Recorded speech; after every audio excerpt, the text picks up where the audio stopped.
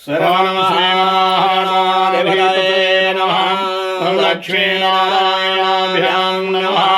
ओम उमामहेश्वराभ्यां नमः।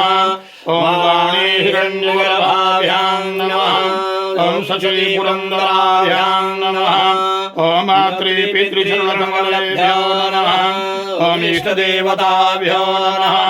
ओम कुलदेवताभ्यो नमः।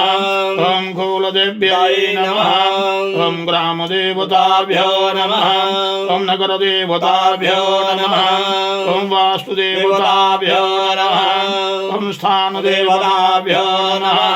सर्वेभ्यो देवेभ्यो नमः। सर्वाभ्यः देवीभ्यो नमः। सर्वेभ्यो ब्राह्मणेभ्यो नमः। सर्वेभ्यो तीर्थेभ्यो नमः।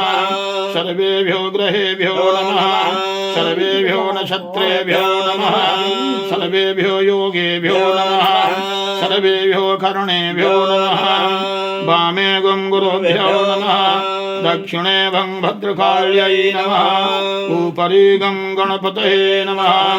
दुं दुर्गायै नमः। शं क्षेत्रपालाय नमः। भैरव के ध्यान खोलो।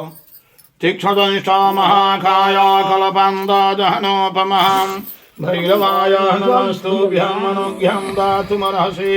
देवः आयान्तु यातु दाना अपयन्तु देव यजनं रक्षस्व।